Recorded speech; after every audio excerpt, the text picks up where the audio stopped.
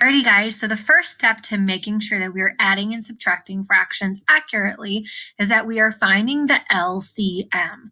LCM stands for least common multiple, and that is going to be super important as we're creating equivalent fractions, because when you're adding or subtracting fractions, it is super important that our denominators are the same.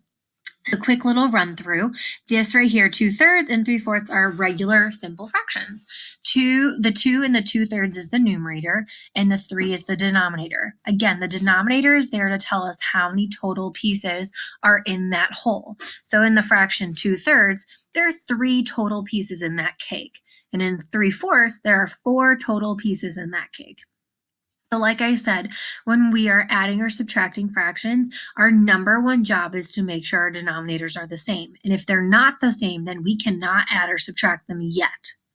So looking at 2/3 and 3/4, the denominators are not the same, so we have to find an LCM. Again, least common multiple.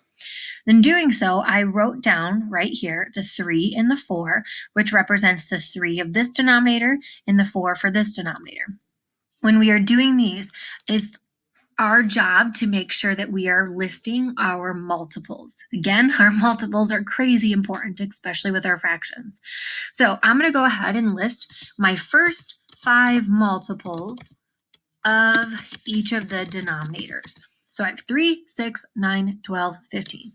And then for 4, we have 4, 8, 12, 16, and 20. So I listed my first 5 for the 3 and I listed my first 5 for the 4. And I purposely list only 5 just to kind of make sure that I know those multiples. Sometimes our LCM is going to be right there, but if it's not, then we just have to keep adding more multiples to our list till we find the one that is common between.